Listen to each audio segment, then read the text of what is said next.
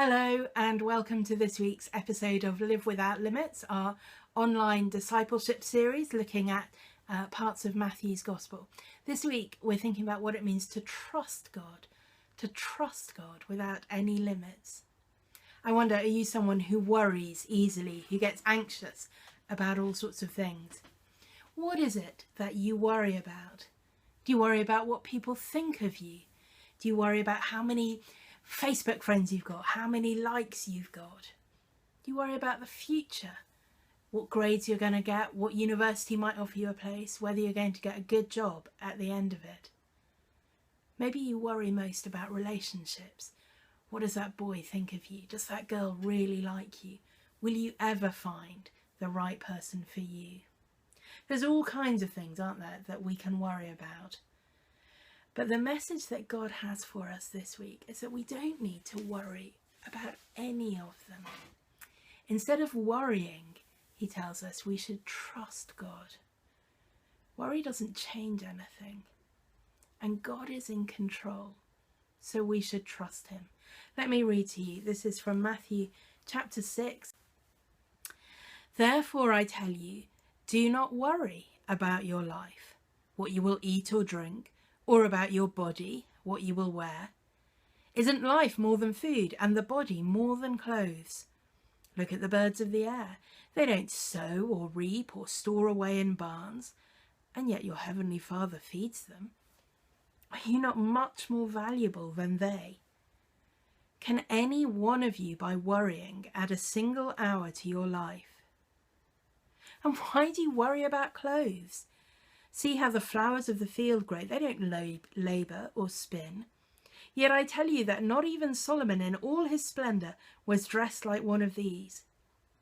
If that is how God clothes the grass of the field, which is here today and gone tomorrow, will he not much more clothe you, you of little faith? So don't worry, saying what shall we eat, or what shall we drink, or what shall we wear? The pagans run after all these things, and your heavenly Father knows that you need them. But seek first his kingdom and his righteousness, and all these things will be given to you as well.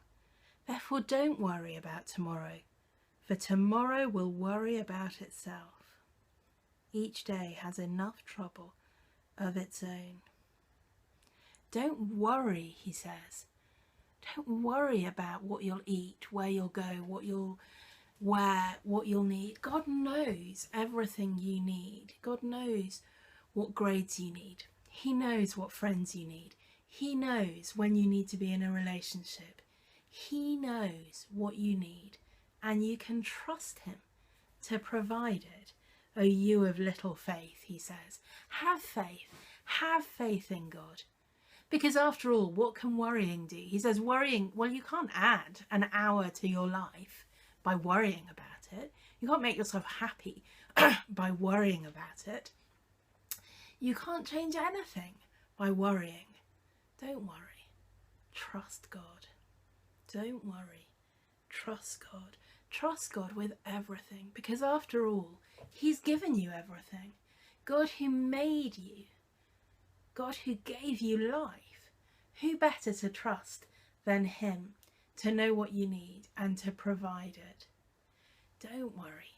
Trust God and seek first his kingdom and his righteousness. That just means obey God. Do what he tells you. Be more concerned about what he wants than what you need, and he will look after you. So this week, if you're tempted to be worried about something, don't. Stop. Think for a moment. Does worrying about this change anything? No, it won't. What could change it? Trusting God. Letting it go to God. Pray that he'll help you to do that this week. I have a couple of announcements. We had a little giveaway last week on YouTube to somebody who subscribed to my YouTube channel. It's not too late to subscribe. It is too late to enter the giveaway, and I'm pleased to tell you that the winner is Christopher Miller. So Christopher, please do get in touch. Email me ros.clark@lichfield.anglican.org and I'll be glad to send you your prize. And secondly, I announced this on Facebook, but I want to announce it here as well. I'm planning a very exciting project for Christmas this year, and I need your help with it. Here's what I need you to do. I need you to send me your favourite Christmas photos. They could be fabulous photos of trees and fairy lights, or nativity services, or great displays, or they could be slightly less good photos. Perhaps maybe you've got one of a Christmas dinner that went slightly wrong, or a very sad looking present or something, or your family all falling asleep after dinner. Please make sure that if there's a person in any of the photos that you send, that they know you're sending it to me and that they are okay with that being made public. Okay, because these will end up being public on the internet. So just be careful about what pictures you send, but please do send me some. And the second thing I need is audio interviews. You can record a video if you like, and I can just take the audio of that, or you can just record the audio. I'd love you to talk about what are your favourite things about Christmas. What are your favourite things about Christmas? What do you love? Do you love shopping for presents? Do you love getting presents? Do you love singing the carols? Do you love the tree? Do you just love all of it?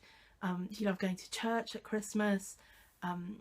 Whatever it is. And what would be really great is maybe if you could do it with a friend, and do a little conversation that you record between each other, talking about what you love, or maybe even take your phone or whatever you're using to record to church one Sunday and ask several people what their favourite thing about Christmas is. I'd love to get loads and loads of responses, so that I can choose which ones I want to use, which ones go with the project that I've got in mind. It'll be very exciting.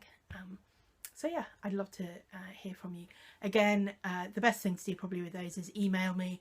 I'll put the email below, but it's ros.clark@lichfield.anglican.org. See you next week.